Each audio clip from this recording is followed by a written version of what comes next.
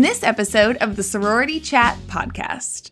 You got to find your sisterhood in your lives no matter what. Surround yourself with powerful and empowered women. You become emboldened and empowered even more. Like that's just nature. No matter what that looks like, whether you're a collegiate, whether you're in your graduate school, or whether you're an adult trying to figure out what you're doing with your life, you got to find your tribe.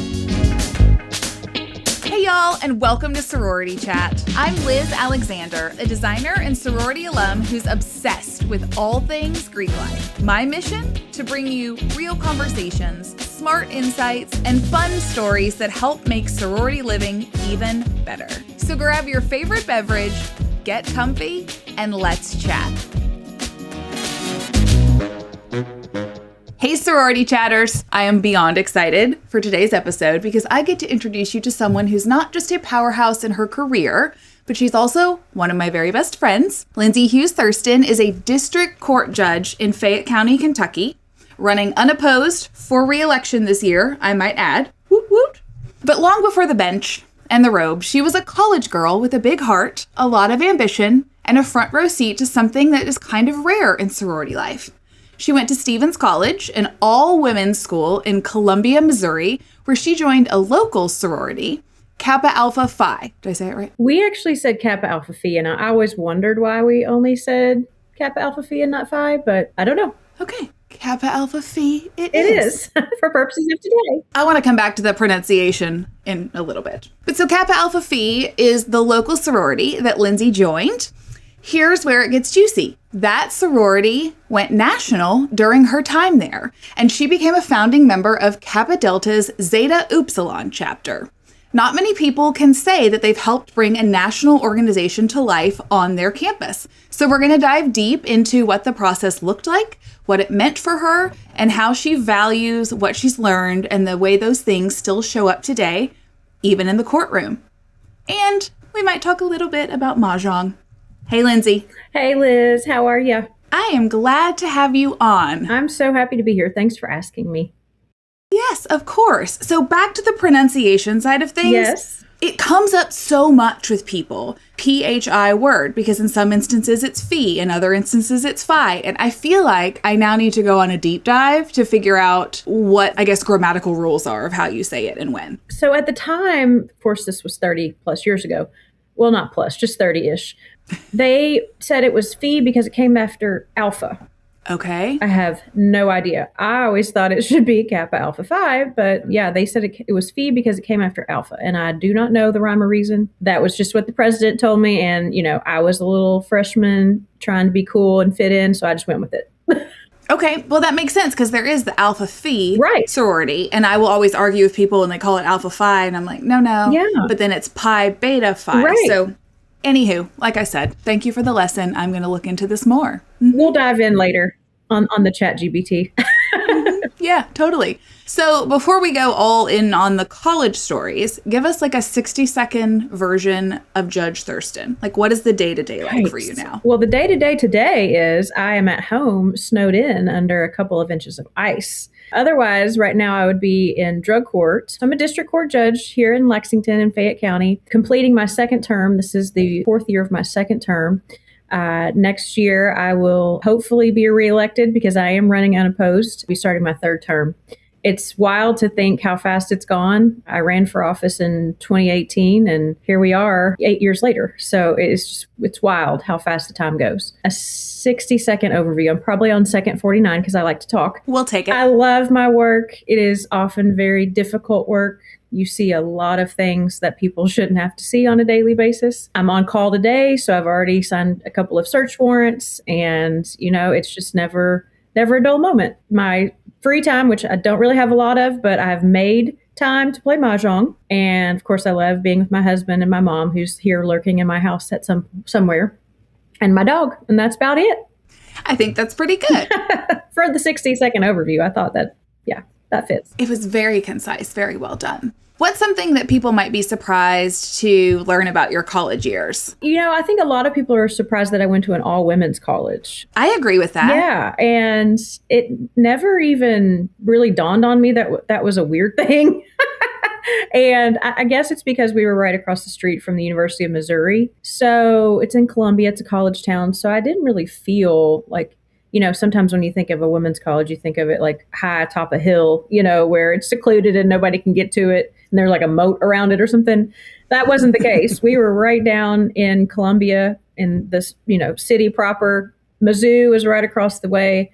And so we never really felt like we were isolated. And it was great. I mean, you could just roll out of bed and go to class and nobody cared. I mean, we're all just hanging out and all a bunch of girls. There wasn't a whole lot of social pressure, I guess you could say. But I loved it. It's a very small college. At the time, there were maybe 1,000 students there. I think it's even gotten smaller since. But yeah, I think that's probably my most strange college trait is that I went to a women's college. Well, especially because your high school was co-ed, so it wasn't like you were going to an all-girls high school and then chose to continue that on. What was like the major draw for you to go to Stevens? Well, we went out to visit. I had a college counselor, of course, during that period of where am I going to go to school. I wanted to go away. I didn't want to go too far away. So we looked at Center. We looked at Transy, which is not away. Transylvania is like 2 miles down the street. We looked at Center, went to Stevens, and I felt good there. I felt safe. I felt like I could, really thrive. And of course, they gave me some scholarship money too, so that helped. I loved their political science programs, and so I knew I wanted pre-law-ish. They didn't have a pre-law program per se, but their political science program was strong.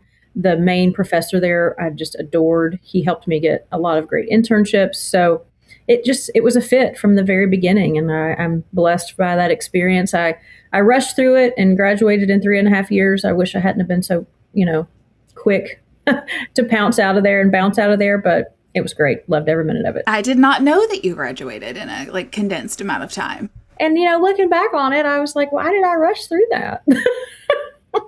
I know. Hindsight's 20/20 though, right? Like at the time you're like, hurry up. I want to be an adult. I want to get on with my life. You knew law school was waiting. So it was like, ugh. We all know adulthood is a total scam. So here we are. So you joined a local sorority, Kappa Alpha Phi, as I have learned. What made you want to go Greek in the first place? So I, of course, got bunched up or paired up with my college roommate, who I adore. Her name is Andrea. She lives out in Arizona. And so we were in the academic dorm, which, everybody was kind of like, and we're like, okay, well, we got to be cool. So how are we going to be cool? We just, saw the flyers, we started meeting people, and we just noticed that everybody that we thought that we would want to hang out with was involved in a sorority. There were 4 there at the time. And they went as follows: the Kappas, the Gammas, the Zetas, and the Omegas. And so back during the process, the Kappas were like the cool girls, right? And so we were like, okay. The second sorority, who I had so many dear friends in, were the Gammas. But we loved them. So we were like, okay, let's do this. Let's go through the process and see what happens. We were a nervous wreck, of course, the whole time, because, you're a child going through this and, trying to do the right thing and look the right part. And nowadays, and it's very pick me feeling at times. And if I had to go through recruitment today, even at my age, I would die. I wouldn't be able to do it. I don't believe that. I don't know. It seems a lot. But anyway, we were just like, yeah, we need to do this. So we did it together, and we both ended up as Kappas. Oh, well, that's sweet. That doesn't always happen, that, you go through it with a friend. You guys don't always end up in the same place, but that's really special. I know it. So it was really great. Oh, okay. So talk me through, because I'm not familiar with local sororities. All I really know is National Panhellenic. So what makes a local sorority different from a national organization? And why do some colleges go that route? Well, so the local aspect of it is there are no guardrails. There are no rules. There's some crazy stuff that can go on. And I'm not saying that at the time that had happened at Stevens. I think it had happened before for sororities. And it was our understanding during, the first sit down with the college, they were like, y'all can't be doing this anymore. We're either going to yank you, or you are going to consider, meshing into a National Panhellenic sorority. And we were like, well, I guess that's what we'll do. Some of us didn't follow through. A lot of us were like, no, we're not doing that. Of course, I was like, oh, this will be fun. And so I think, that's the impetus is the college, the board of trustees finally wanted to pull the trigger and be like, we can't let these girls just run rampant and do whatever they want to do. We've got to have some solid rules or we're going to get sued. Yeah, we need some sort of governing body and let Greek life kind of take on its own, I guess, management and oversight. And we did have a governing body per se, but it wasn't, there were no consequences. There weren't any readily available consequences other than, the college, maybe, I don't know, suspending you or something of that nature, but they never did. So I think it was just time. It was time. I don't know at the time how many other local sororities there were nationwide, but it was just the time to change and become national. So that's how it worked. So the university says, we need you to pursue this. Y'all say, okay, so what does the process look like when you're embarking on that? So somewhere along the way, someone at Stevens College let the National Panhellenic Council know that we were wanting to go national. And that after that, sororities came to campus and sort of set up like an open house. And so it was Kappa Delta, Sigma, Sigma, Sigma, Alpha Gam. And there was one other one I was thinking about and trying to remember this morning. I cannot remember what it was. I want to say it was Delta Zeta, but I cannot recall for certain. But anyway, so they would come and we had, where the cafeteria area, we had this huge meeting space. So they would come and they would set up and they would bring all of their, fluff and their representatives, and the girls who were in the local sororities ranked them. And one ended up dropping out, which I think was Alpha Gam, and then took us down to 3, Kappa Delta, Sigma, Sigma, Sigma, and the other one I can't remember for sure. And then it got down to 2. So we ended up only with Kappa Delta and Sigma, Sigma, Sigma, Sigma, Sigma wanting to initiate a founding chapter there. Okay. So we had to have a Panhellenic, representative. I was the Panhellenic representative for Kappa Delta. But of course. I know, right? I knew there was going to be a leadership role. We just had to get there. And then we had, of course, from Sigma, we called them Tri-Sigma. Yes, that's what they still are called. Is that what they're still called? Mm-hmm. And so, yeah, we did it. And looking back on it, I don't know how we did it.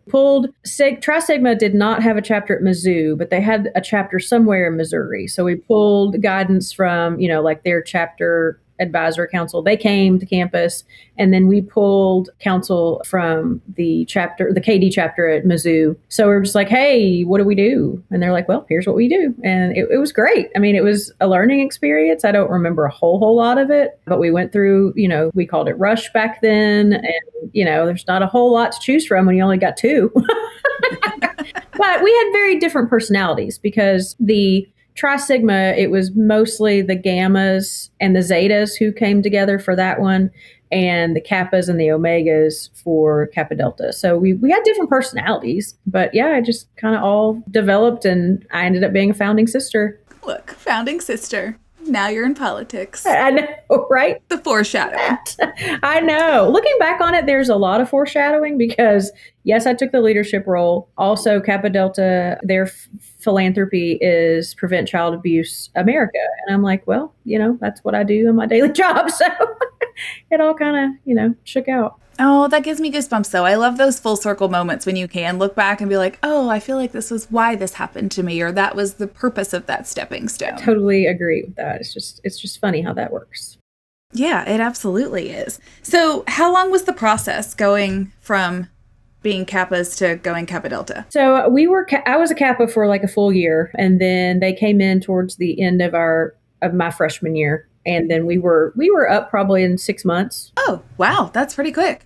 It's pretty quick. And same for Tri-Sigma. Okay. Yeah. Were there things that stayed the same, or like kind of fundamentals that still existed, or like was everything drastically different when you switched over? The people who stayed, of course, were the constant. Yeah, it was a lot different. There were so many things that we never had to do. We never had to have what did we call her? Who's the standards chair?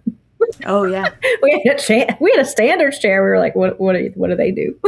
Mm-hmm. Helps hold you accountable. Make sure you're living those KD values. Exactly. So, a lot of the rituals were so fascinating to learn because We had Kappa rituals too, but the new rituals to learn were just really fun, because it's something we'd never done before. And it was a whole new thing we were all doing together, and having to learn new songs and having to learn new, not speeches, but creeds, and that we would recite before the meetings. So it was fascinating. Yeah, no, that is fascinating. Lord, I mean, there's some stuff that I try to recall now from my Alpha Gam days, and I'm like, oh, I don't remember that. Hope that doesn't make me a bad member. The interesting part for me was, since I was Panhellenic, I was on the outside, so I wasn't on the inside during the actual rush process. So I never saw what that looked like as a Kappa Delta. Of course, I saw what the initiation and the final steps were. But it was always interesting. I never got to see what they did. And, because I was outside being all neutral. Again, the foreshadowing. Being the referee. Yes. Yep. Isn't that funny? Crazy how those things happen. That is so funny. I mean, you said you don't remember a whole lot about the process, but is there any sort of standout moment that you recall from the founding days that bring back good memories or certain emotions? I think when we finally did it, when we were finally ready to, say that we had checked all the boxes, we had gone through the final ritual, we're all standing there in our white, and we look up and it says Kappa Delta on our wall, because we didn't have houses, we had a suite, we had floors. So we look up on the wall and, all the Kappa stuff is gone, the composites banner, and it says Kappa Delta, and there are no composites except the one that says Founding Sisters. And we all just kind of look at each other like, we did that thing. That's us. We're going to go down in history, So I think that was the moment where we just kind of sat back and thought, wow, we That's did that. really cool, though. It is. It is really neat. And, it's something I never really thought of until we talked about it, how not many people, I guess, have that experience. And I never really thought of it as being a unique experience. It's just something I did, right? And so when we talked about it, you and I was like, yeah, you're right. Not everybody has that. It is. It's just so interesting because that going from a local organization to national, and you still do hear if a chapter leaves a campus and then when they come back and reestablish, people get to be a part of that sort of foundation. But they're truly starting from the ground up, unless a campus is offering extension and an organization is coming for the first time, there's not a lot of that these days. So most of these chapters are really long standing, and there's positives to having that storied history, and there's positives to getting to do what you did and establish a new organization and kind of carve a new path. Yeah, it was fun. And I'm glad that you made me think about it that way. Like I said, I just thought, I guess other people do that. I don't know.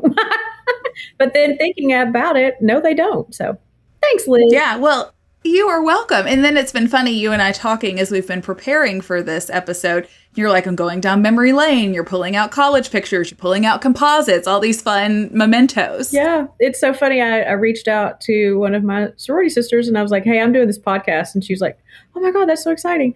And because she was a Kappa and we went KD. And I was like, do you have our composite? And she's like, I have a picture of it. Let me find it. And so that's how I got it.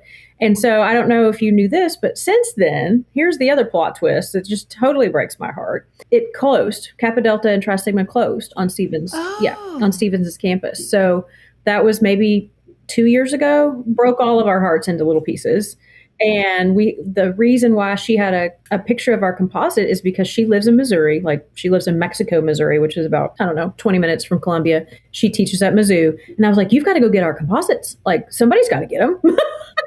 They just can't just I don't know. And so she did. And I don't know where they are, if they're with her, or if she preserved them with the college or not. But so that's how that all shook out, is that's how she had that picture. So. Oh, well, I hope that they are getting preserved. I had a previous guest on the show, Megan Rosenthal in North Carolina, and she was actually, I believe she was Tri Sigma at UNC. I may have the organization wrong. But anyway, her chapter closed. She has pulled composites hanging in her house. See? And then she gives them to her friends. And so I'm going to we need to get this friend of yours, this sister of yours, to start giving composites. We'll find places to put them in your house. I mean, I love it. Yes, you are the interior designer. You can help me do that. Yeah. I feel like we have a new project. Those are special, especially the one I'm in, of course. Duh. I was like, you got to go get that, Courtney. So Anyway, but yeah, Oh, just broke our yeah. hearts. There was just very little interest. The college itself, as I mentioned, is getting smaller. So It's a numbers game. And so if it doesn't make sense anymore, then it makes sense that it the is. organizations just go on their way. What is something that you've learned or that you learned in your sorority experience that you still carry with you today? You've talked about a couple kind of like sneaky things, but I don't know if there was anything more prevalent to you. I think, one of our banner sayings is go confidently. And I think I pretty much embody that. At least I try to. And even if I'm not confident, I fake it. But, everything that was from the jump, honorable, beautiful, and highest, and go confidently. And I think that's definitely one of the tenets that is always going to be with me. And I can kind of see it come out sometimes when I'm talking to my kids in court who are, social media is killing our kids as far as their confidence and the comparison culture. All of this, and your audience, I'm sure, knows all of this, but the comparison culture is just pushing our kids and their confidence to an all new low. And so I'm always trying to build them up, and especially my girls who are in court. Of course, tale as old as time. They think they're ugly. They think nobody likes them. They think they have nothing to contribute in this world. And so I see myself pulling that tenet out of my past and trying to push it through these kids and out into the world. I don't know if it's working, but I certainly try. I feel certain there's a good ripple effect there. But yeah, I mean, that breaks my heart. You're right. The comparison culture. And I am regularly reminded that I'm so thankful that social media was not a part of my coming and growing up experience, because it is brutal. Seriously. Like, it is, I have gotten to the point in some of my proceedings with my kids that I've taken their phones and I lock them away. They're safe, they're not tampered with, but by golly, they're not going to get on the Snapchat and do something stupid, or I don't know, or call somebody a name or be called a name. It's bad. It is really bad. And yes, you are so right. On many levels, I'm glad there was no social media when we were coming of age, but just for that, just the comparison and the bullying, and it's really sad. It is. And I hear a lot of friends that are parents talking about potentially bringing back a landline, the way that things are going analog, Yep. and the way that even the kids are willing to embrace it. And I'm like, oh, I am here for this. Like, this is awesome. I think I saw a piece about that on the Today Show or something, that a mom had given her kid like this pink landline that used to look like mine. I was like, yes. Where did you find that? Yeah. Like, remember the lips shaped phone? Like, let's bring back that. Yes. All the fun phones. I love it. And in design, you're hearing more about analog rooms. So rooms where there's no TV, there's nothing electronic. You go and you sit in there and you play games, you read, you think, you journal, whatever that doesn't require electronics. And I think it's so cool. Oh, yes. That is magic right now. In this world, that is magic. I also sound like a 95-year-old woman, and I don't care. Oh, me too. And I don't care either. Do you think that being part of a sisterhood helped shape your leadership style? Yes, 100%. I think, whenever you surround yourself with powerful and empowered women, you become emboldened and empowered even more. Like, that's just nature. And I think that experience, and, of course, like, looking back, I was always involved in groups and in high school, in clubs or whatnot. I was a dancer. So when you're with people after school and ballet class for 6 hours and you get home to do your homework at midnight, that is a sisterhood. So I think you got to find your sisterhood in your lives no matter what. I know for sure at Stevens and in my sorority experience and in my Kappa Delta experience, my leadership skills began to develop, strengthened, and helped me propel straight into law school and where I am now. Which I think is so cool that there is that through line for you. And I agree. We've had this conversation a few times on the show with people that like, okay, Greek life may not be for everyone in the same way athletics is not for everyone, but each is like finding your own family and your place to plug in, and your sense of belonging kind of is fostered through that. Absolutely. It doesn't have to be Greek. It doesn't have to be on a team. You just got to find your tribe, no matter what that looks like, whether you're a collegiate, whether you're in your graduate school, or whether you're an adult trying to figure out what you're doing with your life. You got to find your tribe. That is very, very true. What would you say to somebody today who is thinking about going Greek, but is hesitant or thinks it's all just like fluff and glitter? Well, as we mentioned, it's so different than when I went through it. Like, I I'm on the Rush Talk, every August because I'm just enthralled by it. I'd say, first of all, don't feel like you have to do it. But second, if it's something that you think, is a right fit for you, absolutely do it. It's just so different. I don't know what I would say.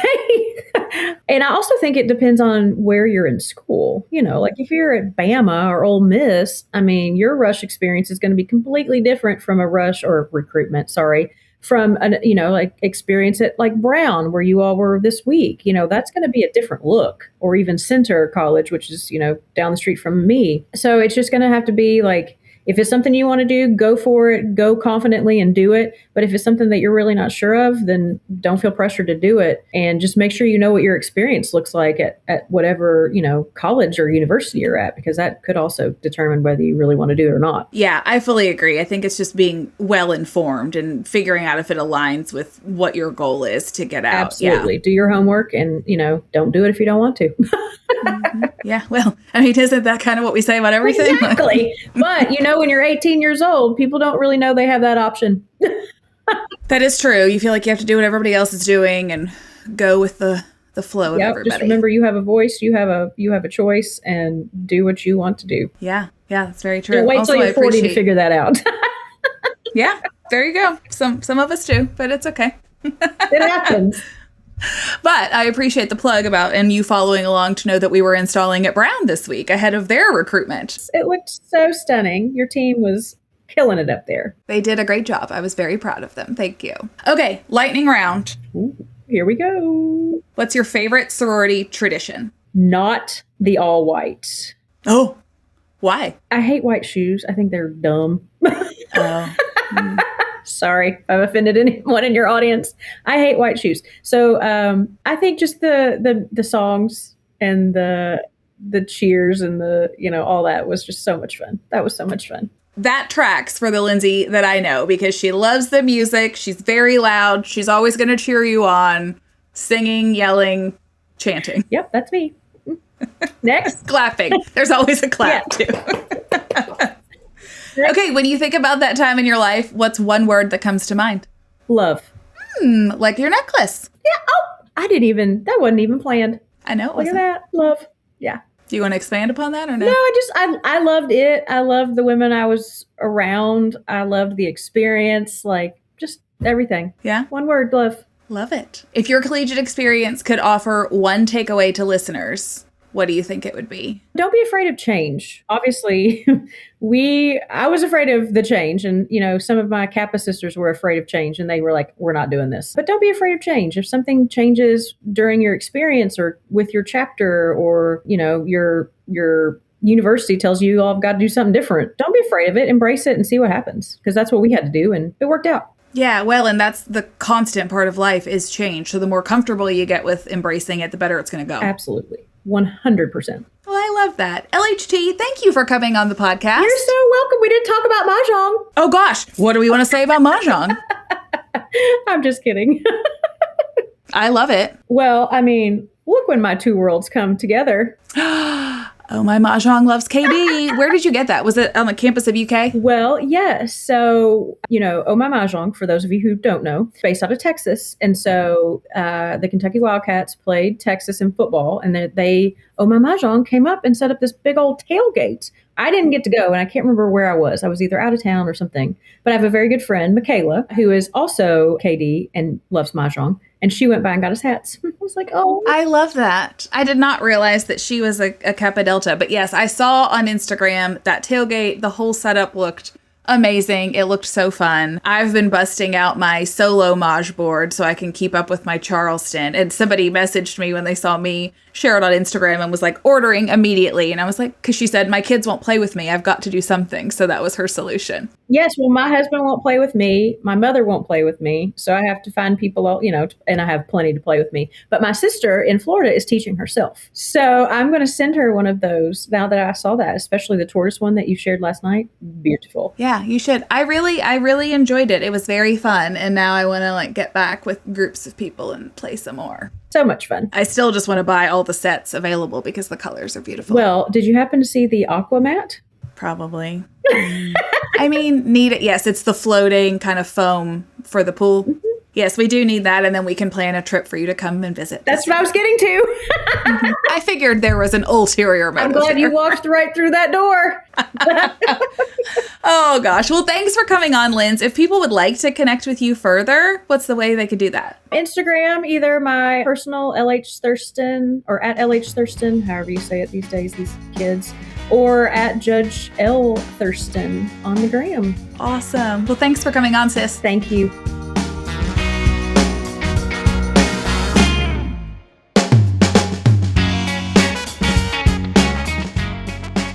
Welcome to Liz's House Hot Takes. This is where I take the lessons I've learned over the last 16 years of designing Greek houses and offer you my pro tips. Here's today's House Hot Take. Big visions need early starts. Dreaming of a complete house renovation? That is not a 6-month project. It's 2 to 3 years in the making. You need to factor in phases for fundraising, planning, approvals, and construction. The earlier you start, the smoother it goes. Big visions need long runways.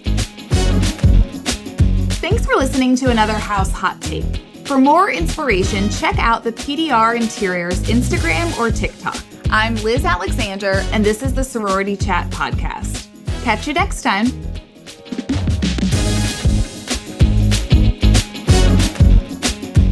Thank you so much for tuning in. If you're listening on a podcast platform, make sure to follow the show so you never miss an episode. And if you got something out of today's conversation, we'd love for you to leave us a 5-star review. It helps us reach more listeners just like you. If you're watching on YouTube, be sure to check out this video right here or this one over here. And don't forget to like and subscribe. It really helps us out. I'm Liz Alexander, and this is the Sorority Chat Podcast. Catch you next time. This podcast is produced by Collier Landry for Don't Touch My Radio. Copyright Liz Alexander.